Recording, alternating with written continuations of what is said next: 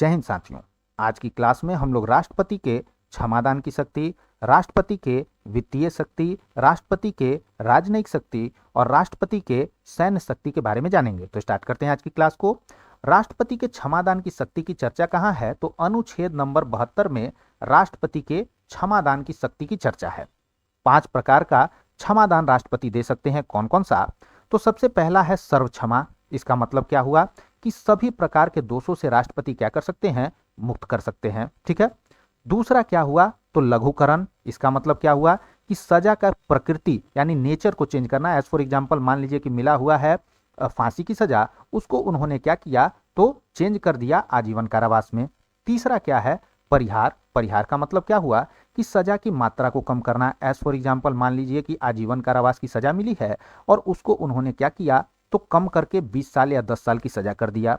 तीसरा क्या है? विराम। विराम में क्या होता है कि विशेष परिस्थिति, एज फॉर एग्जांपल बुढ़ापा, कोई दिव्यांग व्यक्ति है या कोई महिला है जो गर्भ धारण किए हुई है, ऐसे विशेष परिस्थितियों को देखते हुए सजा की मात्रा को कम करना।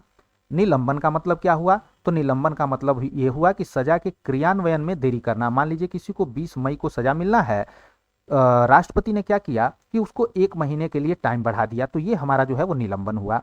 आगे आते हैं। राष्ट्रपति जो है वो अपने क्षमादान की शक्ति का इस्तेमाल कैसे करते हैं? तो मंत्री परिषद यानी काउंसिल ऑफ मिनिस्टर के सलाह पर करते हैं।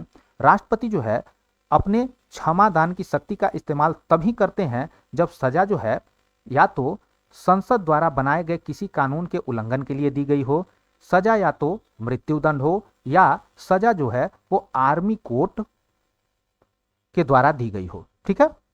अगर इन सब प्रावधानों में सजा दी गई हो तभी राष्ट्रपति क्या करेंगे? अपने क्षमादान की शक्ति का प्रयोग करेंगे। अब जो है क्षमादान लेने की प्रक्रिया क्या क्या है? सबसे पहले जिस व्यक्ति को क्षमादान लेना होगा वो क्या करेगा? राष्ट्रपति के पास दया याचिका दायर करेगा। ठीक है।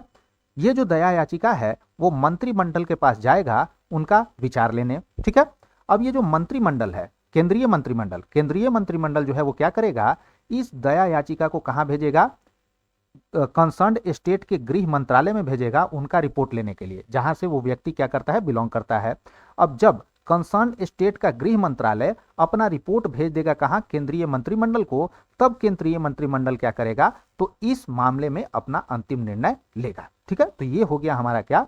तो दया याचिका पाने का प्रक्रिया। आगे चलेंगे। राष्ट्रपति की सैन्य शक्तियां। राष्ट्रपति जो है वो तीनों सैन्य बल के क्या होते हैं? तो प्रमुख होते हैं। ठीक है। इसीलिए राष्ट्रपति क्या करते हैं? यदि आर्मी कोर्ट भी कोई सजा दिया हो, ठीक है, तो आर्मी कोर्ट यदि कोई सजा दे दिया तो उसको सुप्रीम कोर्ट आपको माफ नहीं कर सकता है। ठीक है। लेकिन प्रेसिडेंट जो है उसको क्या कर सकते हैं? माफ कर सकते हैं। क्यों माफ कर सकते हैं? क्योंकि तीनों सैन्य बल के क्या है? हेड है कौन? तो प्रेसिडेंट। राष्ट्रपति तीनों सेनाओं के प्रमुख को क्या करते हैं? नियुक्त करते हैं। और राष्ट्रपति ही युद्ध तथा शांति की क्या करते हैं? घोषणा करते हैं। यदि युद्ध की घोषणा करना हो तो कौन करेगा? राष्ट्रपति ही करेंगे। और यदि युद्ध के समाप्ति की भी घोषणा करना हो तो कौन करेंगे? राष्ट्रपति ही करेंगे। आगे चलेंगे।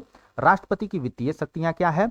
तो जो मनी बिल होता है यानी धन विधेयक होता है वो राष्ट्रपति के पूर्व अनुमति के बाद सिर्फ लोकसभा में लाया जाता है। यहां पे एक क्वेश्चन आप लोगों के लिए बनता है कि जो मनी बिल है वो क्या होता है? आपको लोकसभा में ही इंट्रोड्यूस होता है, कभी भी राज्यसभा में इंट्रोड्यूस नहीं होता है। और ये ऑलरेडी किसी एग्जाम में आया हुआ क्वेश्चन है। मैं रिमाइंड नहीं कर पा रहा हूं किस एग्जाम में, लेकिन ये किसी एग्जाम में पूछा गया था कि क्या मनी बिल को राज्यसभा में इंट्रोड्यूस किया जा सकता है? तो नहीं, मनी बिल को हमेशा जो है वो लोकसभा में इंट्रोड्यूस किया जाता है। और इसमें जो है राष्ट्रपति का क्या होता है? प्री अप्रूवल, यानी उनसे पहले ही जो है अनुमति ले लिया जाता है, तब इंट्रोड्यूस किया जाता है। ठीक है। अनुदान की मांग जो है वो राष्ट्रपति के पूर्व अनुमति के बाद ही की जाती है। जो अनुदान की मांग होती है वो भी राष्ट्रपति के पूर्व अनुमति के बाद ही होता है। और राष्ट्रपति जो है वो भारत के आकस्मिक निधि के प्रमुख होते हैं। ठीक है। आगे आएंगे। राष्ट्रपति की राजनयिक शक्तियां क्या है?